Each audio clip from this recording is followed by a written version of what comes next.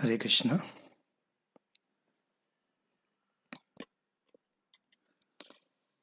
जय राधा माधव कुंज बिहारी। जय राधा माधव कुंज बिहारी। जय राधा माधव कुंज बिहारी। जय राधा माधव कुंज बिहारी। जय गोपीजन वल्लभ गिरिवरधारी। जय जन वल्लभ गिरिवरधारी। जय गोपीजन वल्लभ गिरिवरधारी। जय गोपीजन वल्लभ गिरिवरधारी। यशोदानंदन व्रजजन रंजन। यशोदा नंदन व्रजजन रंजन। यशोदानंदन व्रजजन रंजन। नंदन व्रजजन रंजन। यशोदानंदन व्रजजन रंजन। नंदन व्रजजन रंजन। यमुना तीरावन चारि। यमुना तीरावन चारि। यमुना तीरावन चारि। यमुना तीरावन चारि। जय राधा माधव कुंज बिहारी। जय राधा माधव कुंज बिहारी। जय राधा माधव कुंज बिहारी। जय राधा माधव कुंज बिहारी।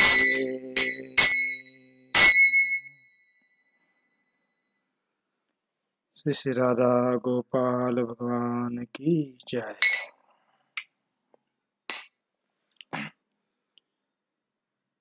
ओम नमो भगवते वासुदेवाय। ओम नमो भगवते वासुदेवाय।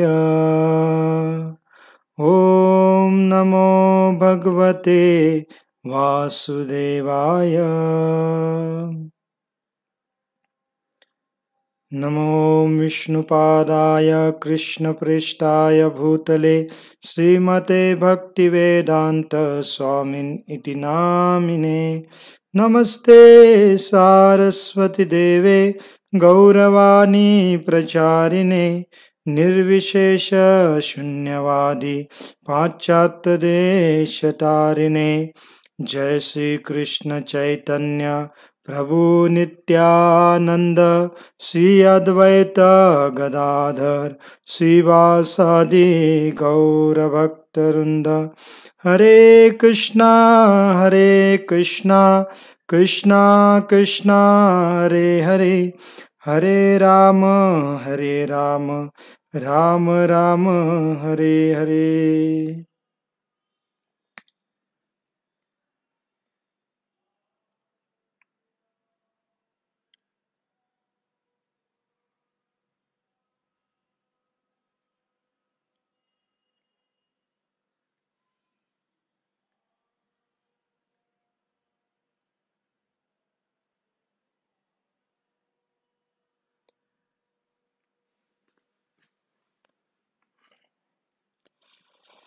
हरे कृष्ण. तर सर्व भक्तांचं पुन्हा एकदा आजच्या आपल्या भागवतम क्लासमध्ये स्वागत आहे. तर काल आपण भगवान श्रीकृष्णांचे जे वेगवेगळे विवाह होतात त्याच्यावर चर्चा करत होतो. तर आपण गेल्या काही दिवसामध्ये पाहिलं की प्रमुख ज्या भगवान श्रीकृष्णांच्या 8 पत्नी आहेत, तर त्यांचा एक एक करून कसा विवाह होतो त्याची चर्चा आपण केली. कारण सुखदेव गोस्वामी पूर्ण त्या 8 कृष्णांच्या राण्यांच्या विवाहाचा प्रसंग एक एक करून थोडक्यात सांगतात. आणि त्याच्यानंतर मग जे 16,100 इतर ज्या पत्नी आहेत त्यांच्यासोबत कसा विवाह होतो हा प्रसंग नरकासुराचा वध ह्या एकाच प्रसंगामध्ये सांगतात. कारण त्या नरकासुराने ह्या सर्व राजकुमारींना बंदी बनवलेलं होतं, हरण करून किंवा त्यांना पळवून त्यांनी आणलं होतं. आणि एकूण ह्या 16,100 राजकुमारी होत्या. आणि कृष्ण नरकासुराचा वध करतात आणि त्या सर्व राजकुमारी कृष्णांची विवाह करू इच्छित होत्या. आणि त्यामुळे मग काय होतं, कृष्ण सर्वांच्या सोबत विवाह करतात. मग त्याचा फार सुंदर एक फोटो पण आहे, आपण फोटो समोर पाहू शकता आपल्या मोबाईलमध्ये, की ह्या फोटोमध्ये दिसत आहेत की कृष्ण नरकासुराचा वध केल्यानंतर त्या ज्या राजकुमारी ज्या महलामध्ये बंदी बनवून ठेवल्या होत्या त्या महलामध्ये कृष्ण प्रवेश करतात. आणि जसं त्या महलामध्ये कृष्ण प्रवेश करतात तर कृष्णांचं रूप पाहून सर्व राजकुमारी कृष्णांकडे आकर्षित होतात. तर आपण ह्या फोटोमध्ये पाहू शकता की कृष्ण एक वीर पुरुषाप्रमाणे हातामध्ये धनुष्य गदा घेऊन उभे आहेत आणि सर्व राजकुमारी आहेत त्या सर्वजण पाहून कृष्णांकडे आकर्षित होत आहेत. एकदम आपण पाहू शकतो त्या प्रत्येक राजकुमारींचा जो हावभाव आहे, त्यांच्या जे शारीरिक रचना आहे, प्रत्येकजण आपल्या काही जण हृदयावर हात ठेवलेले आहेत, काही जण समोर हात घेऊन भगवंताची स्तुती करत आहेत. म्हणजे प्रत्येकजण भगवंताकडे आकर्षित झालेला आहे. आणि मग कृष्ण त्यांची अंतर्गत इच्छा जाणून ह्या सर्वांशी विवाह करतात. आणि काल आपण सांगितलं की मग कृष्ण या सर्वांना द्वारकेमध्ये घेऊन येतात आणि एकाच वेळेला 16,100 या राजकुमारींच्या सोबत प्रत्येक राजकुमारींना वेगवेगळा महल बनवला जातो आणि त्या महलामध्ये भगवंत तेवढ्या रूपामध्ये स्वतःला विस्तारित करून प्रत्येक राजकुमारींच्या सोबत स्वतंत्रपणे विवाह करतात. आणि असं नाही की वेगवेगळ्या दिवशी, तर एकाच वेळेला एकाच दिवशी या सर्व राजकुमारींच्या सोबत भगवंतांचा विवाह होतो. मग अशा पद्धतीने 16,108 राण्यांशी कृष्णांचा विवाह होतो. मग आपण याच्यावर एक मुद्दा काल थोडक्यात सुरुवात केली होती. तो म्हणजे काय, की हे जे भगवंतांचे विवाहाचे प्रसंग आहेत किंवा कृष्णाने एवढ्या राजकुमारांची विवाह केला, हे जे काही लीला आहे, तर बरेच लोक असतात जे सनातन धर्माची निंदा करणारे असतात किंवा आपल्या देवी देवतांची निंदा करणारे असतात, सनातन धर्मातल्या देवी देवतांची. तर असे लोक कृष्णांच्या ह्या कार्यामध्ये बरेच दोष शोधतात किंवा दोष लावतात ह्या कार्याला.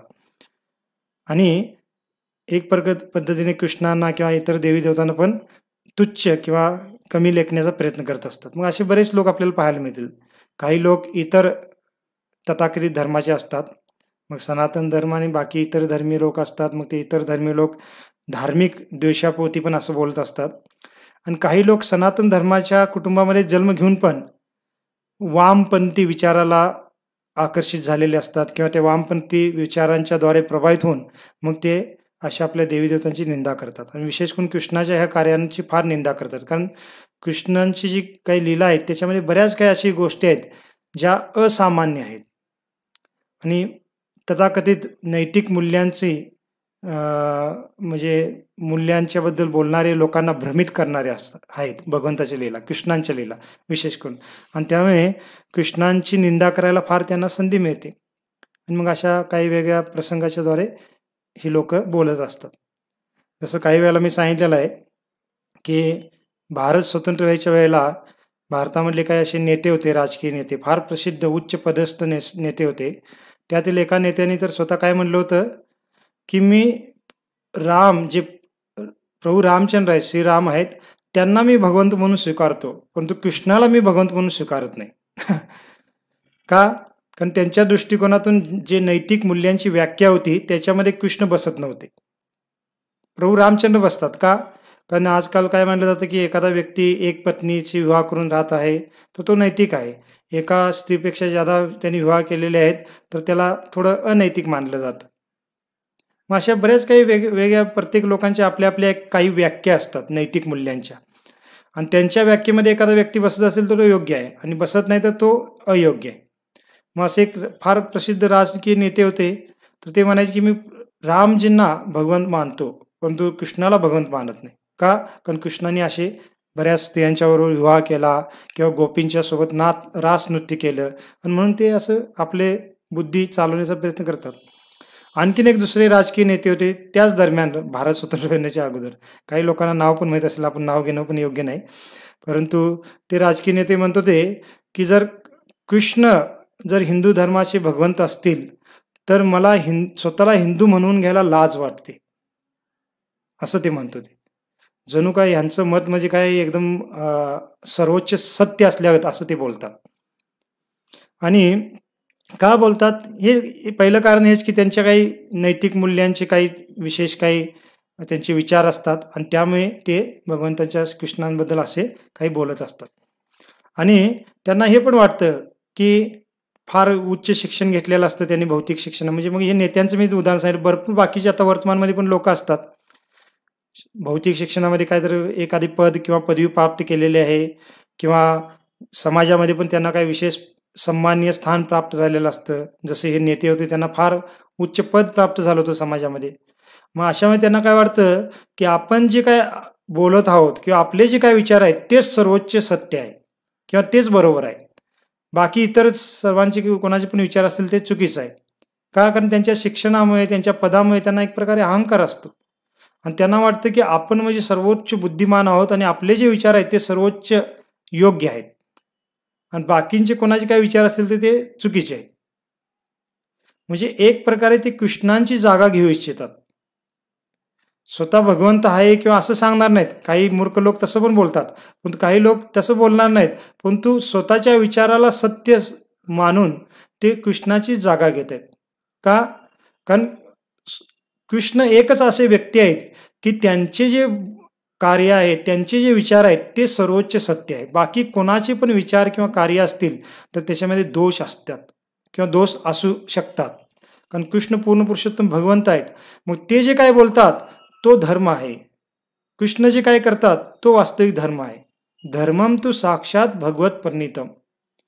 परंतु ह्या तथाकथित बुद्धिजीवी लोकांना काय वाटतं, की आम्ही काही 4 पदव्या घेतल्या, थोडं काही भौतिक समाजामध्ये काय उच्च स्थान आम्हाला प्राप्त झालं आणि ते स्थान पण कोणाच्याद्वारे होतं? त्यांच्यासारखे मूर्ख लोकच त्यांना ते स्थान प्रदान करतात. आणि ते स्थान प्राप्त झाल्यामुळे, उच्च शिक्षण घेतल्यामुळे त्यांना काय वाटतं, की आमचे विचार म्हणजे सर्वोच्च विचार आहेत.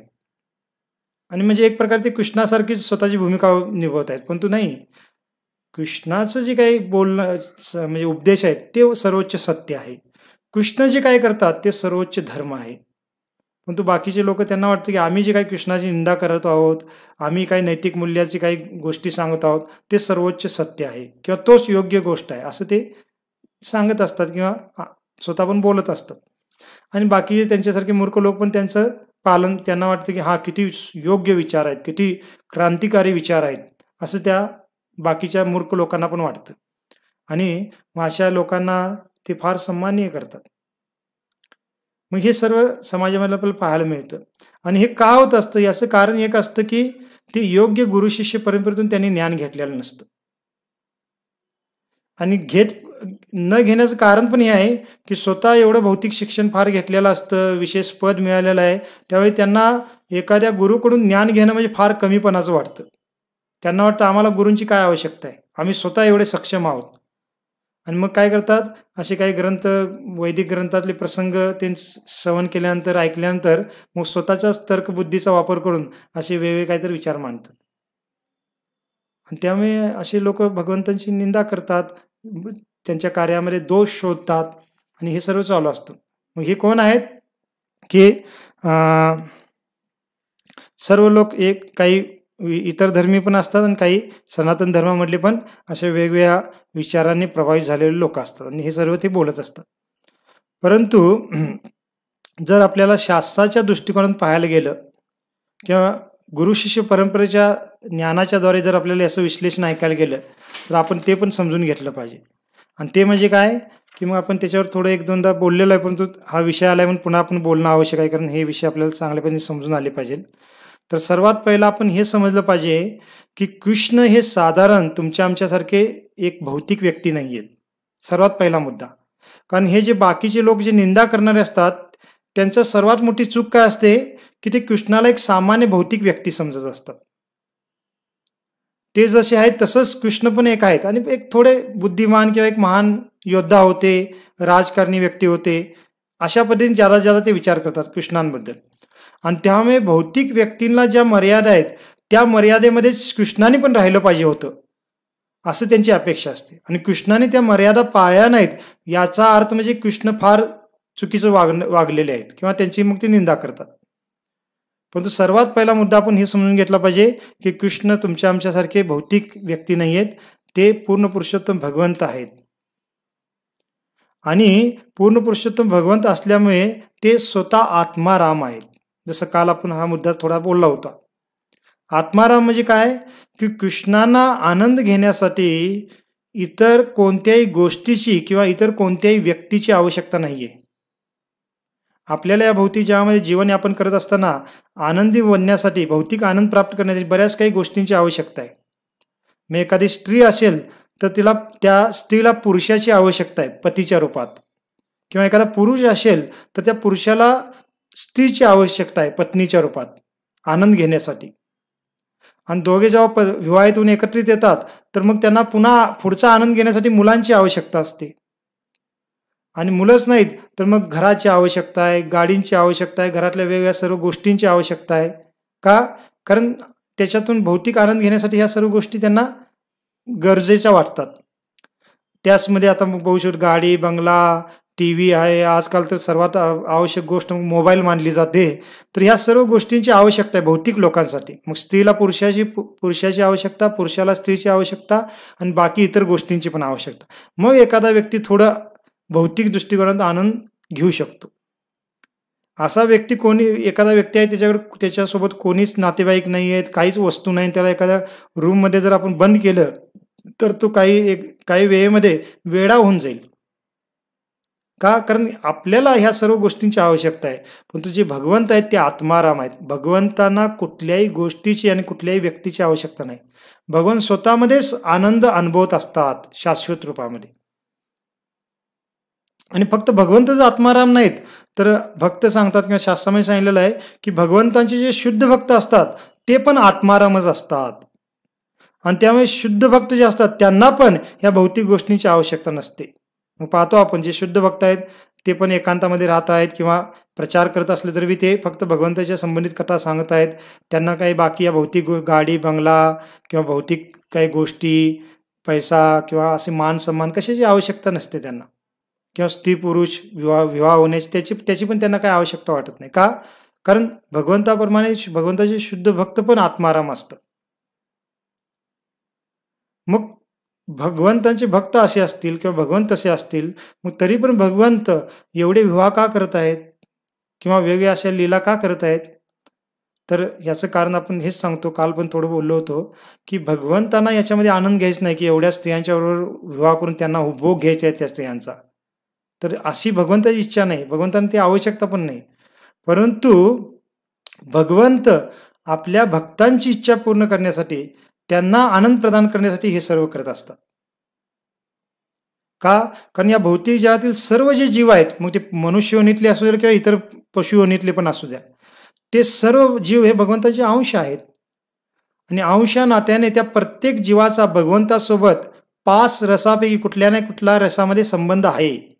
तो संबंध त्यागून आपण भौतिक जगात आलेलो आहे, परंतु तो संबंध अबाधित आहे अजून भगवंताच्या धामामध्ये. आणि जेव्हा केव्हा तो जीव मुक्त होऊन भगवंताच्या धामात जाईल तर त्या 5 रसापैकी त्याचा जो रस आहे तो त्याला प्राप्त होणार आहे. 5 रस म्हणजे कोणते? माधुर्य रस, वात्सल्य रस, सख्य रस, शांत रस आणि दास्य रस. हे प्रमुख 5 रस आहेत. आणि प्रत्येक दिवाचा भगवंतासोबत शाश्वत संबंध आहे. एक तर माधुर्य रसामध्ये, वात्सल्य रसामध्ये, सख्य रसामध्ये किंवा शांत किंवा दास्य रसामध्ये. आणि मग ह्या जीवांपैकी आत्म्यापैकी जो कोणी भगवंतासोबत ह्या 5 रसापैकी कुठल्याही रसामध्ये प्रेमाचं आदान प्रदान करू इच्छितो, तर भगवंत त्या जीवाच्या आनंदासाठी त्या पद्धतीने त्याच्यासोबत आदान प्रदान करतात. स्वतःच्या आनंदासाठी नाहीये, त्या जीवाच्या आनंदासाठी. हा मुद्दा आपण समजून घेतला पाहिजे. आणि त्यामुळे भगवान तिथं आपल्याला पाहायला मिळतं की ह्या 16,108 ज्या राजकुमारी आहेत त्या भगवंतासोबत माधुर्य रसामध्ये जोडू इच्छित होत्या, भगवंतांना प्राप्त करू इच्छित होत्या.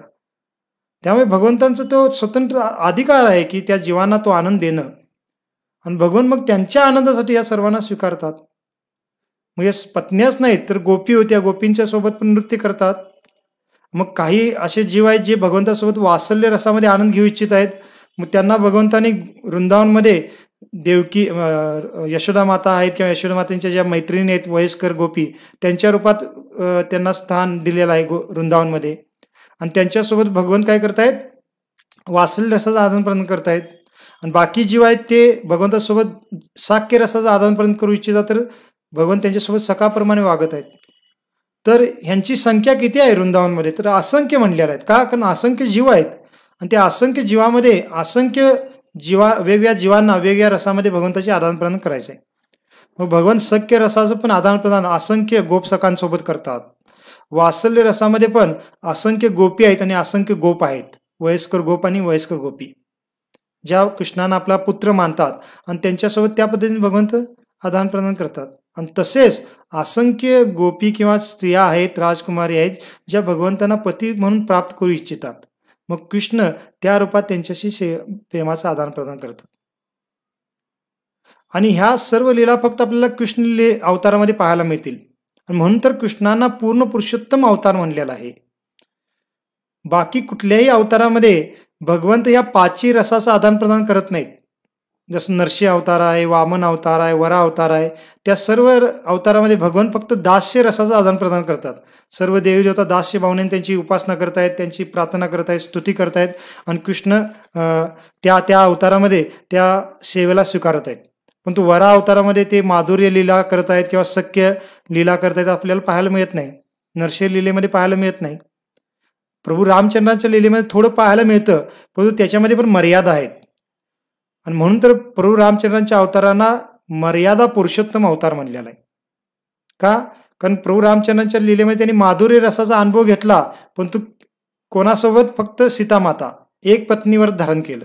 फक्त सीतामातांच्या सोबत त्यांचं माधुर्य प्रेमाचं आदान प्रदान झालेलं आहे.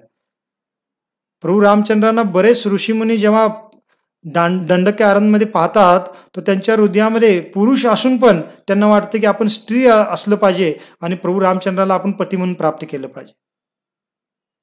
मग त्यावेळेला प्रभू रामचंद्र त्यांची इच्छा पूर्ण करत नाहीत. का? कारण मर्यादा त्यांनी धारण केलेली. त्या लीलेमध्ये कौशल्य माता किंवा दशरथ महाराज त्यांचे वडील आहेत, वात्सल्य रसामध्ये आहेत, पण त्याच्यामध्ये पण मर्यादा म्हणजे काय की त्याच्यामध्ये ऐश्वर्य भाव मिश्र आहे.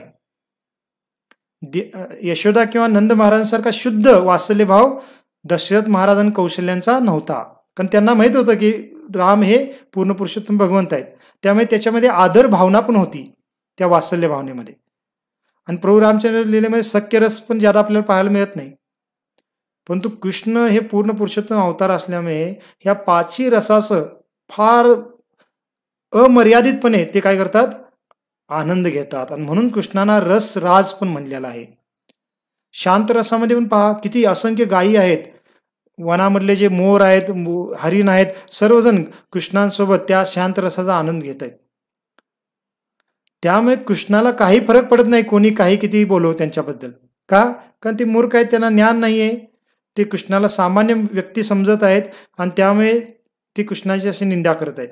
परंतु दिव्य जर ही भावना ही ज्ञान आपण समजून घेतलं की कृष्ण पूर्ण पुरुषोत्तम भगवंत आहेत, ते आत्माराम आहेत आणि ह्या अवतारामध्ये ते 5 रसाचा आनंद देण्यासाठी आलेले आहेत. त्यामुळे ज्या ज्या जीवानी त्यांच्यासोबत ज्या ज्या रसाचा आनंद घेण्याची इच्छा केली, भगवंतांनी त्यांना अमर्यादितपणे त्या आनंदाचा अनुभव दिलेला आहे. आणि त्यामुळेच त्यांनी 16,108 ह्या राजकुमारांची विवाह केलेला आहे. मग ह्या आध्यात्मिक दृष्टिकोनातून पाहायला गेलं तर याच्यामध्ये काही चुकीचं नाही. हे तर सर्वात मोठी नैतिकता आहे. भौतिक नैतिकता बाजूला राहिली. ही दिव्य जी नैतिकता आहे, त्या दिव्य नैतिकतेसमोर ह्या सर्व बाकीच्या गोष्टी एकदम अधर्म आहे किंवा तुच्छ आहेत. तथाकथित जे लोक नैतिकतेचं बोलतात ते. परंतु ही सर्वात मोठी नैतिकता म्हणजे काय, की कृष्ण आपल्या भक्तांशी त्या प्रेमाचं आदान-प्रदान करू इच्छितात म्हणून हे सर्व करत आहेत. आणि त्याच्यामध्ये कोणीही त्यांना रोखू शकत नाही आणि कोणी त्यांच्यावर काही म्हणजे त्यांना काही दोषी ठरवू शकत नाही. कोणी बोललं तर ते दोषी ठरले असं होत नाही. का? कारण कृष्णांचे हे सर्व जीव अंश आहेत आणि त्यामुळे कृष्णांचा तो अधिकार आहे त्यांच्यासोबत प्रेमाचं आदान-प्रदान करण्याचा. जसं म्हणलेलं आहे की ह्या ज्या 16,100 ज्या पत्न्या होत्या, एकत्रितपणे भगवंतांच्या सोबत त्यांचा विवाह झाला. तर काही पुराणामध्ये वर्णन आहे की ह्या ज्या भगवंताच्या पत्न्या आहेत, ह्या पूर्वजन्मातल्या स्वर्गलोकातल्या अप्सरा होत्या. आणि एकदा काय झालं होतं की स्वर्गलोकामध्ये अष्टवक्र जे मुनी आहेत, अष्टावक्र मुनी, तर ते स्वर्गामध्ये गेले होते. तर ह्या अप्सरांनी त्यांची फार चांगली सेवा केली आणि त्यावेळेला अष्टावक्र मुनी फार प्रसन्न झाले. आणि प्रसन्न झाल्यानंतर त्या अप्सरांना विचारलं की तुमची जी काय वरदान आहे तुम्ही मागा, मी ते वरदान तुम्हाला प्रदान करेन. तर त्यावेळेला अप्सरांनी काय मागणी केली होती की जे पूर्ण पुरुषोत्तम भगवंत आहेत तेच आम्हाला पती म्हणून प्राप्त व्हावेत, हे त्यांनी वरदान मागितलेलं होतं अष्टावक्र मुनींना. मग अष्टावक्र मुनींनी त्यांना ते वरदान दिलं होतं. आणि म्हणलेलं आहे की मग अष्टावक्र मुनी तिथून निघू लागतात तर त्यांचं शरीर कसं आहे 8 ठिकाणी म्हणजे वाकलेलं आहे आणि त्यामुळे त्यांचं चालणं फार एकदम असं ओबडधोबड असतं.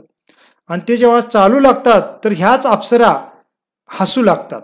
कारण काही स्त्रियांचा स्वभाव असतो की अकारण हसत असतात.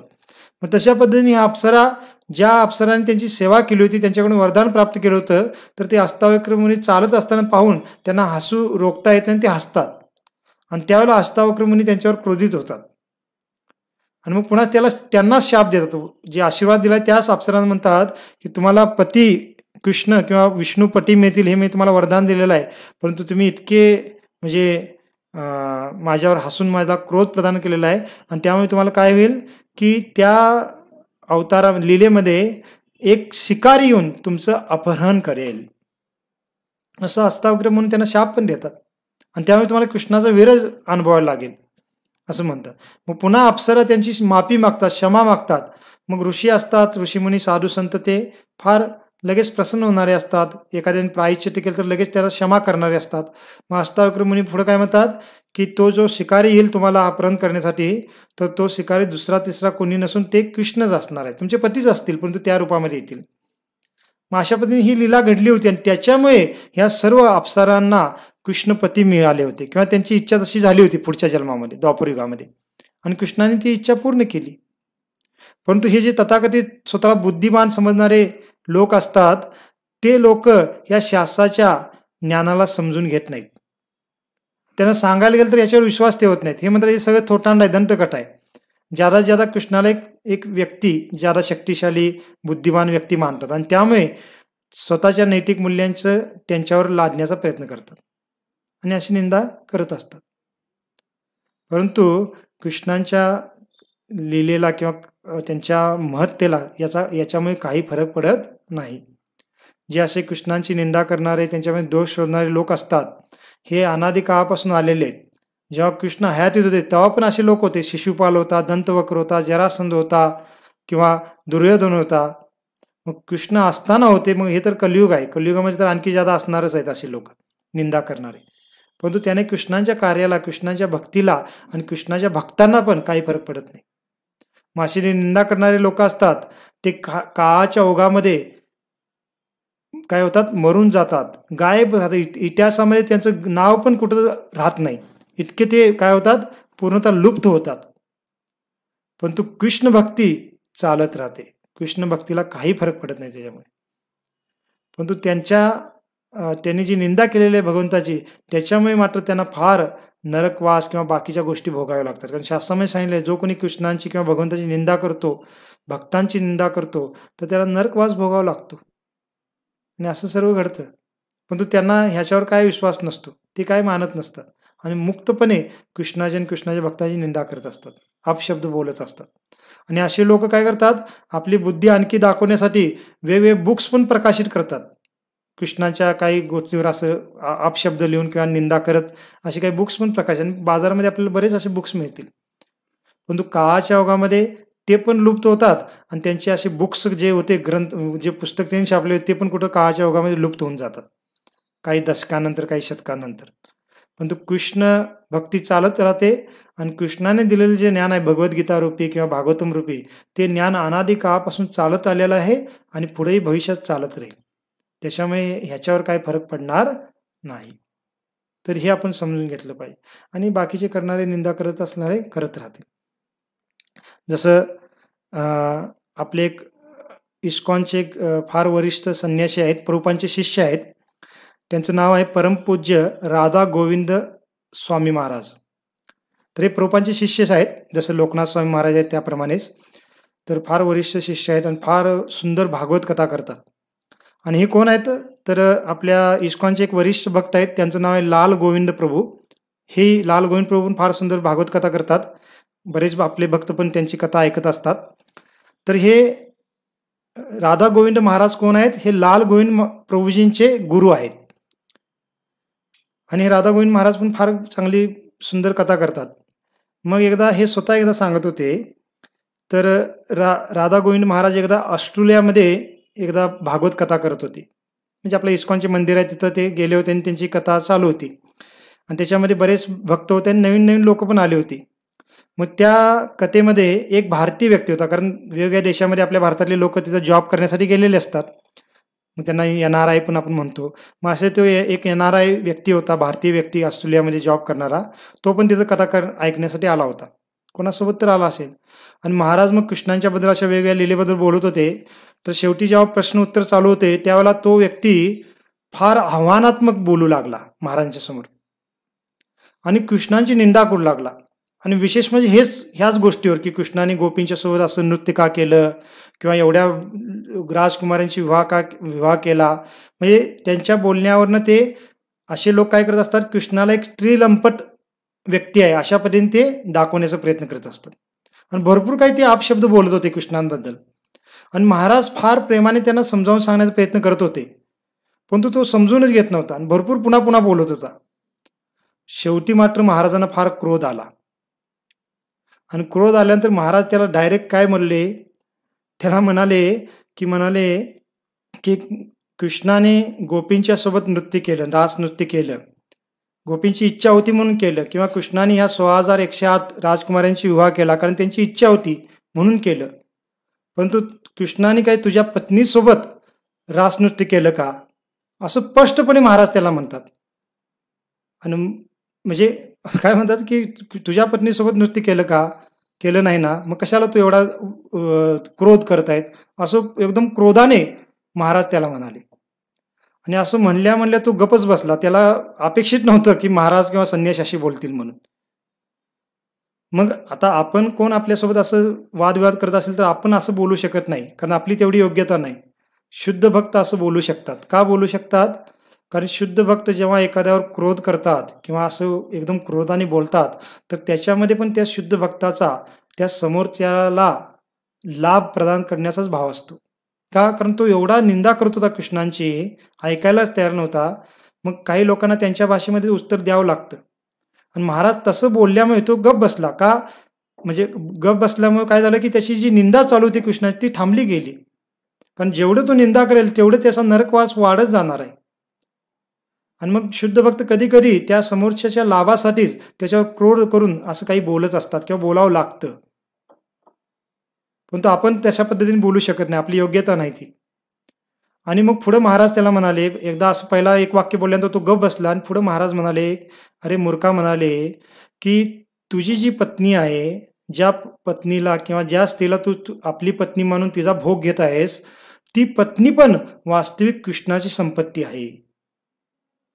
आणि तुझी पत्नीच नाही तर ह्या जगातील सर्व स्त्रिया, सर्व पुरुष, सर्व जीव हे कृष्णाची संपत्ती आहे, त्यांचे अंश आहेत ते.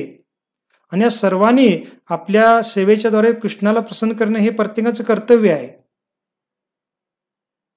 आणि मग त्यामुळे कृष्ण चोर नाही आहेत किंवा कृष्ण चुकीचं कार्य करत नाहीत, तर तू कृष्णाची संपत्ती वापरत आहेत आणि तू चोर आहेत, असं महाराज त्याला म्हणाले. कृष्ण चोर नाही आहेत किंवा कृष्ण चुकीचं कार्य करत नाही आहेत. तुझी जी पत्नी आहे ती भगवंताच्या कृपेने तुला मिळालेली आहे आणि तू तिचा उपभोग घेत आहेस आणि उलट कृष्णांच्या प्रती तू निंदा करत आहेस. आणि त्यामुळे तू चोर आहे, तू चुकीचं वागत आहेस किंवा तू अनैतिक वागत आहेस, अशा पद्धतीने महाराज त्याला रागवू लागले. त्यानंतर त्यांनी काहीच बोलले नाहीत, गप्पच बसला तो. म्हणजे इथं सांगण्याचा उद्देश महाराज काय म्हणत होते, की या प्रकृतीतील सर्व जीव भगवंतांची संपत्ती आहे. जीव असतील, वस्तू असतील, पुरुष असेल, स्त्री असेल, आपल्या प्रत्येकाचा वेगवेगळ्या स्वरूपामध्ये, रसामध्ये भगवंतांचा संबंध आहे, भगवंतांशी संबंध आहे. आणि भगवंतांना त्या त्या जीवासोबत त्या त्या रसामध्ये आदानप्रदान करण्याचा पूर्ण अधिकार आहे. का? कारण सर्वजण आपण त्यांच्या मालकीचे आहोत. त्यामुळे कोणीही त्यांच्या कार्यावर आक्षेप घेऊ शकत नाही. आणि म्हणून तर आपण सांगतो, की गृहस्थ जीवनातल्या व्यक्तींनी काय विचार करायचा आहे, की पुरुषाने विचार करायचा आहे, की माझी जी पत्नी आहे ती वास्तविक कृष्णांची अंश आहे. ती पहिला भगवंतांची अंश आहे किंवा भगवंताच्या मालकीची आहे, नंतर माझी ती पत्नी आहे. किंवा स्त्रीने विचार केला पाहिजे, की माझे जे पती आहेत ते पहिला कृष्णांचे अंश आहेत. त्यांच्यावर पहिला अधिकार कृष्णांचा आहे, मग माझे ते पती आहेत नंतर. किंवा मुलांच्या बाबतीत पण आपला तसा विचार असला पाहिजे. आपल्या धनसंपत्तीच्या बाबतीत पण विचार असला पाहिजे, की हे सर्व कृष्णाचं आहे, मला वापरण्यासाठी मिळालेलं आहे. परंतु लोक काय करतात, स्वतः चोरासारखं वागत आहेत, की कृष्णाने दिलेल्या गोष्टींचा स्वतःच्या भोगासाठी वापर करत आहेत आणि उलट कृष्णावर अशा पद्धतीने काय करतात, दोषारोपण करतात. आणि भक्त म्हणतात हे पण काय असतं, एक प्रकारे कृष्णांच्या प्रती असणाऱ्या ईर्ष्या भावनेचं प्रकटीकरण असतं. का? कारण बऱ्याच लोकांना एका स्त्रीपेक्षा ज्यादा स्त्रीचा आनंद घ्यायचा असतो, उपभोग घ्यायचा असतो, परंतु सामाजिक प्रथानुसार, सामाजिक स्थितीनुसार त्यांना ते शक्य नसतं. परंतु कृष्ण असं कसं करू शकतात किंवा कृष्ण करत आहेत हे पाहून त्यांच्या हृदयामध्ये ईर्ष्या निर्माण होते, वाचून पण किंवा ऐकून पण. आणि त्यामुळे त्यांच्या हृदयातली ती जी ईर्ष्या भावना आहे किंवा द्वेष भावना आहे, तिरस्कार भावना आहे, ती अशा आव्हानात्मक वक्तव्याच्या रूपात प्रकट होते, निंदेच्या रूपात प्रकट होते. मग ती पण एक ईर्ष्या भावनाच आहे कृष्णांबद्दल, की आम्ही करू शकत नाही, मग कृष्ण कसं करू शकतात, आणि त्यांना ती पाहत नाही. परंतु मूर्खांना माहीत नसतं की कृष्ण कोण आहे, तुम्ही कोण आहात हे त्यांना माहीत नाही किंवा ते समजून घेण्याचा प्रयत्न करत नाही. त्यांना वाटतं की कृष्ण पण आमच्यासारखेच आहेत, त्यामुळे त्यांनी ते केलं नको पाहिजे, नाहीतर मग आम्हाला पण करायला मिळालं पाहिजे. मग अशा पद्धतीने मूर्खांचे सगळं विचार असतात आणि त्यामुळे हे सर्व निंदा करत असतात. मग मग हे सर्व आपण चर्चा का केली? कारण आपण कृष्ण भक्ती करत आहोत आणि समाजामध्ये असे बरेच लोक असतात, आपल्याला भेटले पण असतील काही जणांना आणि भेटले नसतील तर भविष्यात भेटू पण शकतील, असे विचारणारे, बोलणारे आपल्या नातेवाईकांमध्ये, आपल्या मित्रांमध्ये, समाजामध्ये भेटू शकतात. मग महाराजांनी तसं उत्तर दिलं जे उत्तर आपण देऊ शकत नाही, परंतु किमान आपण त्यांना समजावून सांगू शकलो नाही तर आपली तर जी श्रद्धा आहे, आपल्याला त्याचं उत्तर काय आहे, त्याचं स्पष्टीकरण काय, विश्लेषण काय आहे या गोष्टीचं, हे आपल्याला माहीत असलं पाहिजे, जेणेकरून आपली श्रद्धा तर नष्ट होणार नाही, डळमळीत होणार नाही. बाकीची निंदा करणारे निंदा करत राहतील आणि त्याचं जे काही प्रतिक्रिया ते त्यांना भोगावं पण लागेल. परंतु आपण स्वतः तर काय होऊ शकतो, पूर्णतः दृढ राहू शकतो. आणि त्यामुळे ह्या गोष्टी आपण समजून घेतल्या पाहिजे. आणि कृष्णाने 16,000, एक भक्त म्हणतात, अहो कृष्ण 16,108 राजकुमारी त्यांनी विवाह केला. त्यांची इच्छा झाली तर ते 16,00,000 राजकुमारीची विवाह करू शकतात, 16 करोड विवाह करू शकतात किंवा असंख्य स्त्रियांशी विवाह करू शकतात. का? कारण त्यांची ती योग्यता आहे, क्षमता आहे, त्या सर्व स्त्रियांच्या सोबत विवाह करून स्वतंत्रपणे त्यांच्यासोबत राहून त्या सर्वांना संतुष्ट करू शकतात. तुम्ही आम्ही करू शकतो का? 1-2 विवाह केले तरी आपल्या नाकी नऊ होईल, अशी आपली भौतिक लोकांची स्थिती आहे. परंतु ही लोक काय करतात, भगवंतांची निंदा करतात. का? कारण एकच मुख्य आहे, एक म्हणजे द्वेष, ईर्ष्या भावना आहे, दुसरं म्हणजे गुरु शिष्य परंपरेतून ज्ञान घेत नाही आणि स्वतःला फार बुद्धिमान समजून स्वतःच्या तर्कवितर्काने त्या गोष्टी पाहण्याचा प्रयत्न करतात. हे सर्व गोष्टी आपल्याला पाहायला मिळतात. मग माफ करा, थोडा हा विषय मी जादा घेतला, परंतु आपला उद्देश हाच आहे की फक्त कथा श्रवण करायची नाही, तर आपल्याला सिद्धांत, तत्वज्ञान सर्व कळालं पाहिजे. आणि समाजामध्ये आता वावरत असताना समाजामध्ये काय काय गोष्टी चाललेल्या आहेत, कोण काय बोलते, काय हे करत आहेत, तर त्या गोष्टी सर्व ज्ञानाच्या दृष्टिकोनातून समजण्याचा भाव आपल्यामध्ये असला पाहिजे किंवा आपल्याला त्या सर्व गोष्टी म्हणजे आकलन झाल्या पाहिजे. ह्यासाठी ह्या चर्चा आपण मध्ये मध्ये करत असतो, जे मुख्य जे विवादात्मक मुद्दे असतात त्याच्यावर आपण थोडी विस्तारितपणे चर्चा करतोच, कारण त्या गोष्टी आपल्याला स्पष्ट झाल्या पाहिजे ह्यासाठी. ठीक आहे. मग आता पुढचा जो प्रसंग आहे, पुढचा प्रसंग पण फार सुंदर आहे भागवतमध्ये. तर भगवंतांचे असे 16,108 विवाह झाल्यानंतर पुढचा जो अध्याय आहे त्या अध्यायाचं नाव आहे प्रणय कलह. अध्यायाचं नाव काय? प्रणय कलह. कारण ह्या अध्यायामध्ये भगवान श्रीकृष्ण रुक्मिणीला क्रोध यावा यासाठी रुक्मिणीला काही असं चेष्टा मस्करीमध्ये काही क्रोधित होण्यासाठी काही बोलतात, आणि त्यावेळेला मग रुक्मिणीची काय स्थिती होती तो प्रसंग फार सुंदर पद्धतीने सुखदेव गोस्वामी सांगत आहेत.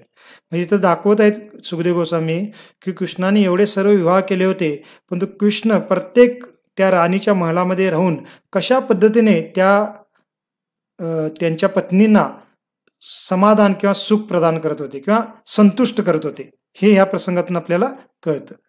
तर मग सुखदेव गोस्वामी सांगतायत, मग एक दिवस काय होतं की कृष्ण रुक्मिणीच्या महलामध्ये बसले होते. तर रुक्मिणीचा महल फार सुंदर होता, त्याचंही वर्णन सुखदेव गोस्वामी करत आहेत. तर त्या रुक्मिणीच्या महलामध्ये जे अंतपूर आहे, अंतपूर म्हणजे वैयक्तिक जे त्यांचं कक्ष असतो रुक्मिणी आणि कृष्णांचा, तर त्या कक्षामध्ये कृष्ण एक फार सुंदर अशा आसनावर बसले होते, आणि त्यावेळेला रुक्मिणी स्वतः आपल्या हाताने कृष्णांना काय करत होती? चामरने वारा घालत होती. आणि इथं सांगितलेलं आहे की फक्त रुक्मिणीच नाही, तर ह्या ज्या 16,108 पत्नी आहेत कृष्णांच्या, त्या सर्वजण कृष्ण जेव्हा त्यांच्या महलामध्ये असायचे तर स्वतः कृष्णांच्या सेवा करायच्या.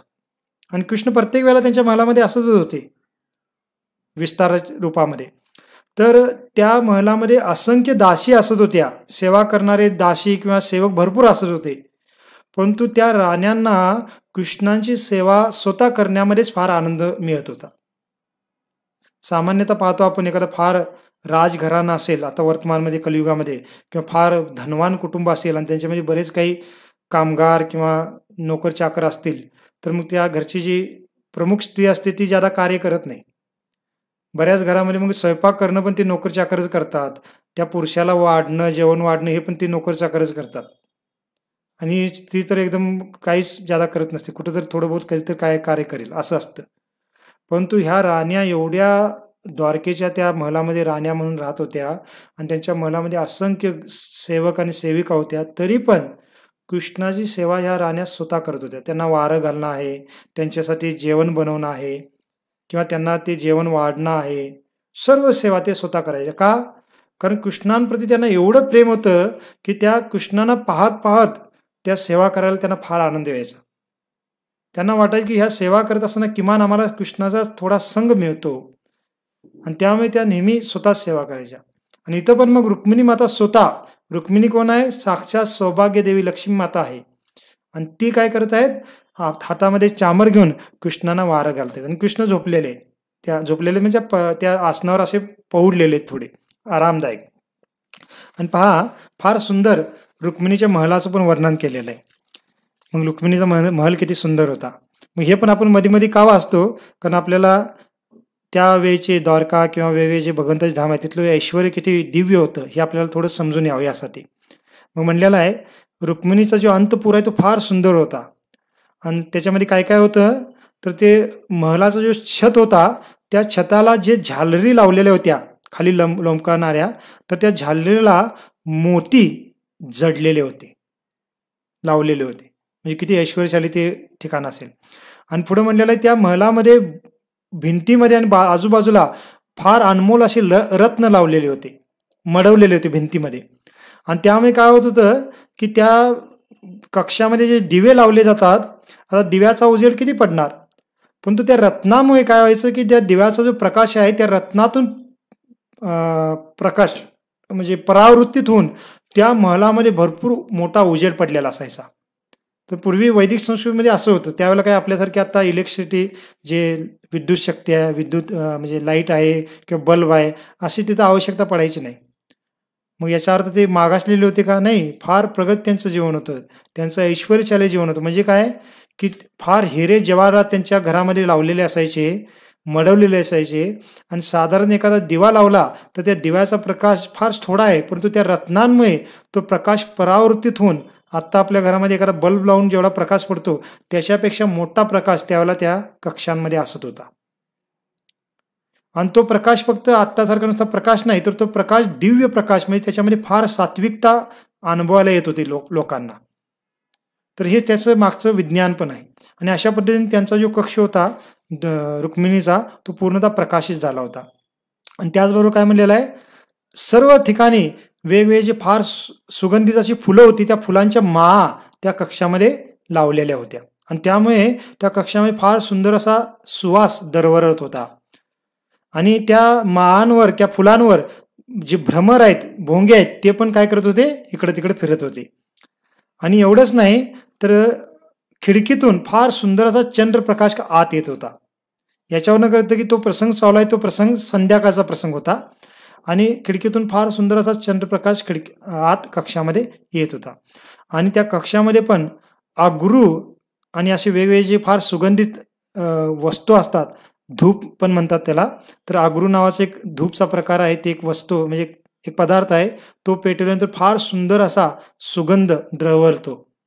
तो आता कलियुगामध्ये आपल्याला मिळत पण नाही शुद्ध स्वरूपात. तर तो अगरू त्यांच्या कक्षामध्ये लावलेला होता, त्यामुळे फार सुंदर त्याचाही सुगंध येत होता. आणि एवढंच नाही तर त्या अगरूचा सुगंध खिडकीतून बाहेर चाललेला होता आणि खिडकीच्या बाहेर जे उद्यान होतं, त्या उद्यानामध्ये पारिजाताचे वृक्ष होते आणि त्या पारिजाताच्या वृक्षाच्या फुलांचा सुगंध त्या खिडक्यातून आत येत होता. आणि त्यामुळे त्या कक्षातलं जे काही वातावरण आहे, एक प्रकारे बगीच्यासारखंच बनलं होतं. म्हणजे कक्षाच्या आत आहेत ते, पण जणू काही ते एखाद्या बगीच्यामध्ये बसलेले असा त्यांना अनुभव येत होता. एवढं सुंदर सुगंध त्या कक्षामध्ये दरवरत होता. आणि कृष्ण मग काय झाले होते, त्या कक्षामध्ये एक फार सुंदर असं आसन होतं आणि ते आसन कसं होतं, फार मुलायमदार होतं. म्हणजे किती पूर्ण एकदम डिटेलमध्ये वर्णन केलेलं आहे सुखदेव गोस्वामींनी, की ते जे आसन होते फार मुलायमदार होतं. आणि फक्त मुलायमदारच नाही तर त्याचं जे कलर होता, रंग होता, तो कसा होता, जसं दुधाचा फेस असतो, जसं ताजं दूध काढल्यानंतर त्या दुधावर जो फेस येतो, आपण पाहिला असेल तर आपल्याला म्हणजे लक्षात येईल की जो दुधाचा फेस असतो फार पांढरा शुभ्र असतो. तर तशा पद्धतीने त्या आसनावर असणारे जे कवर आहे तो एकदम पांढरा शुभ्र होता आणि त्याच्यावर कृष्ण बसलेले होते आणि फार मुलायमदार होता. आणि त्या स्थितीमध्ये रुक्मिणी माता काय करत होती, कृष्णांना आपल्या हातातील चामराने वारा घालत होते. तिथे दासी पण होत्या, पण दासींना सांगितलं नाही रुक्मिणी माताने, स्वतः घालत होत्या वारा. आणि तो जो चामर आहे, तो चामर कसा होता, त्या चामराची जी मूठ होती, त्या मुठीला हिरे जवाहरात जडवलेले होते. जसं आपण पण आपल्या हॉलमध्ये आरती करतो तर तिथं पण चामर आहे, पण तो जो चामर आहे त्याची मूठ आहे ती साधारण धातूची आहे, परंतु त्यावेळेला किती वैभव होतं पहा. ती चामर मूठ जी पूर्णतः सोन्याने बनलेली होती आणि त्याच्यामध्ये हिरे जवाहरात जडवलेले होते. आणि ती मूठ हातामध्ये घेऊन रुक्मिणी माता काय करत होती, वारं घालत होती. आणि त्यावेळेला रुक्मिणी माताने फार सुंदर पेहराव धारण केलेला होता. रेशमी असे साडी त्यांनी परिधान केलेली होती. आणि फक्त पेहरावच नाही तर फार सुंदर असे अलंकार पण त्यांनी घातलेले होते. त्यांच्या केसांमध्ये फुलं, त्यांनी वेगवेगळ्या फुलं माळा पण घातलेल्या होत्या. आणि कृष्ण त्या आसनावर पहुडून रुक्मिणीला पाहत होते.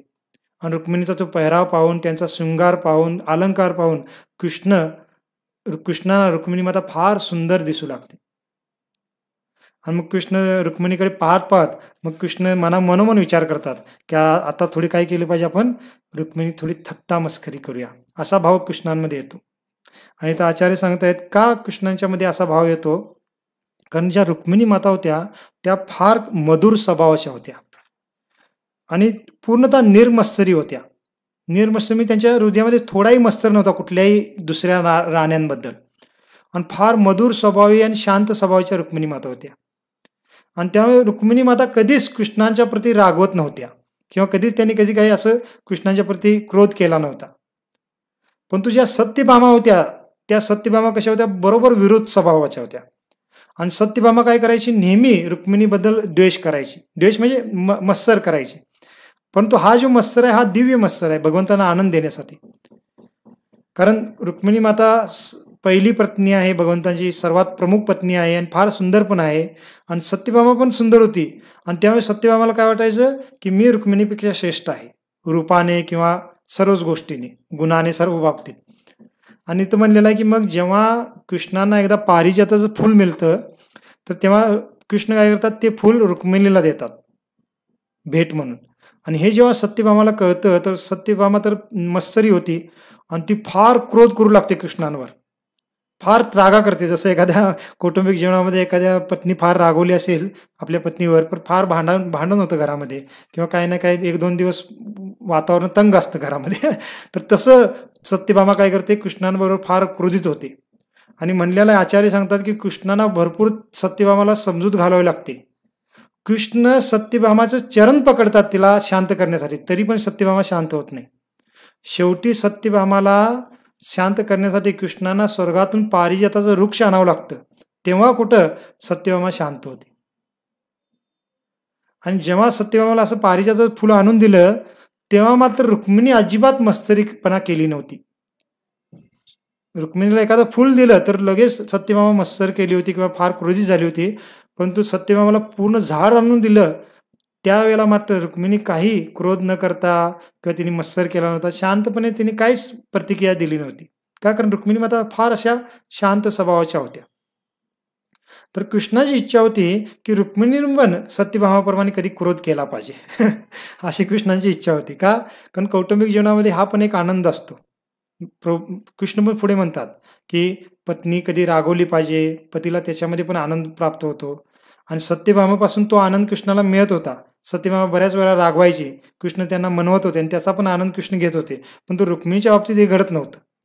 आणि कृष्णाची इच्छा होती की रुक्मिणीनं पण सत्यभामेप्रमाणे क्रोधित झालं पाहिजे, रुक्मिणीनं पण सत्यभामेच्या प्रती किंवा इतर राण्यांच्या प्रती थोडा मत्सर केला पाहिजे. त्याशिवाय आनंद काय मग कौटुंबिक जीवनाचा, असं कृष्णांना वाटायचं. आणि म्हणून कृष्ण तिथे विचार करतात की आज थोडं जरा रुक्मिणी थोडी थट्टा मस्करी करू आणि तिला क्रोध आणण्याचा प्रयत्न करू. आणि असं म्हणून कृष्णाला थोडं बोलण्यास सुरुवात करतात. आपण काय करूयात, आपला वेळ झालेला आहे. तर आता कृष्ण काय बोलतात, कशा पद्धतीने रुक्मिणीला क्रोध आणण्याचा प्रयत्न करतात, तर ह्यात आपण परवाच्या दिवशी चर्चा करू. कारण आता उद्या शनिवार आहे आणि नेहमीप्रमाणे आपला भगवद्गीतेच्यावर चर्चा आपण उद्या करू. आणि परवाच्या दिवशी मग हा प्रसंग पाहू की रुक्मिणीला कृष्ण काय बोलतात, मग रुक्मिणी क्रोधित होते का, काय होतं, ते सर्व प्रसंग आपण परवाच्या दिवशी चर्चा करू. तर ठीक आहे, आपण थांबूया. फार फार धन्यवाद.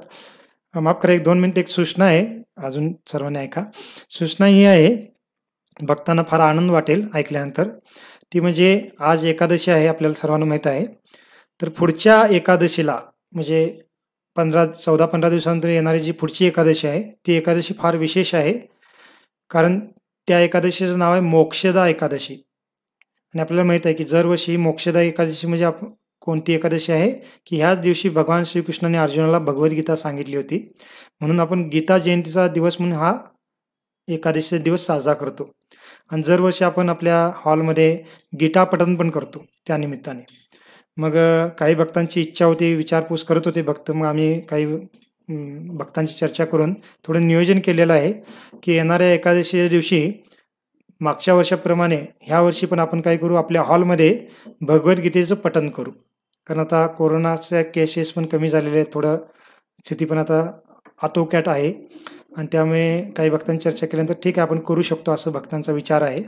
तर आपण त्या दिवशी मग थोडं बऱ्याच 8-9 महिन्यानंतर आपण पुन्हा एकदा कार्यक्रम घेऊ. आणि तो कार्यक्रम असा असणार की संध्याकाळी नाही, सकाळचा कार्यक्रम असणार. तर सकाळी 6 ते 8 ह्या दरम्यान आपण 2 तासामध्ये भगवद्गीतेचं पठण करू, सर्व 700 श्लोक. आणि मग सर्व भक्तांनी त्याच्यामध्ये येण्याचा प्रयत्न करा, संख्या सर्वांना हे करून.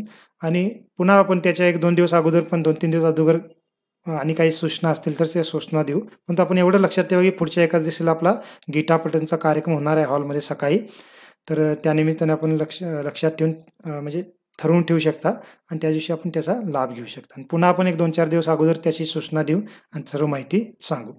आणि मग त्याच्यामध्ये आपण जे काही नियमांचं पालन आहे त्याच्या पद्धतीने करूनच त्या गीता पठणचं कार्यक्रम पूर्ण करू. ठीक आहे. श्रील प्रभुपाद की जय. अनंत कोटि वैष्णव वृंद की जय. निताय गौर प्रेमानंदे. हरि हरि बोल.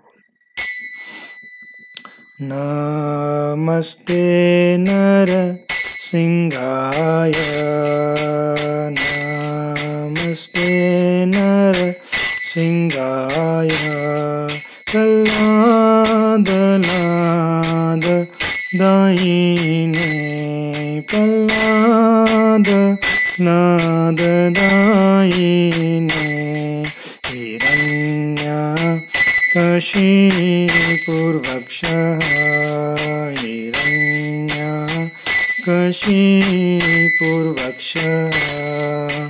शीलकङ्कणकालये शीलकङ्कणकालये इतो न सिंगापर तो न सिंगा इतो न सिंगापर तो न सिंगा यतो यतो यामि ततो न सिंगा यतो यतो यामि ततो न सिंगा बहिर्न सिंगारुद येन सिंगा बहिर्न सिंगारुद येन सिंगामर सिंगमदीं शरणं प्रपदे नर मदीं शरणं प्रपदे तव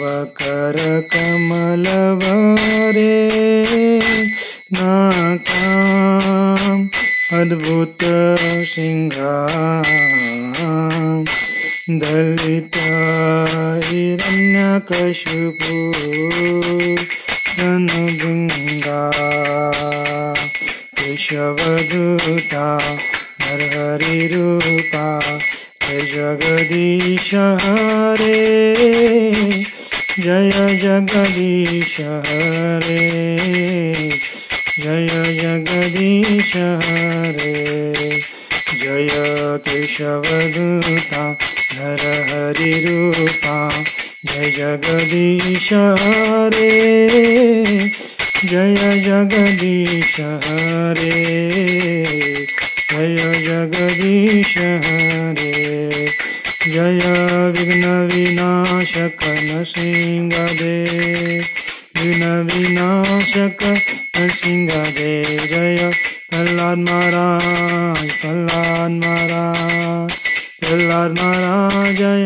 प्रह्लाद महाराज प्रभुपाद प्रभुपाद प्रभुपाद प्रभुपाद जय जय प्रभुपाद प्रभुपाद प्रभुपाद प्रभुपाद नित्य गौर हरि बोल हरि बोल हरि बोल हरि बोल नित्य गौर हरि बोल हरि बोल हरि बोल हरि बोल। भक्ति विघ्न विनाशक भक्त वत्सल श्री नरसिंह भगवान की जय। भक्त राशि प्रह्लाद महाराज की जय। शील प्रभुपाद की जय। निताय गौर प्रेमानंदे हरि हरि बोल। हरे कृष्ण।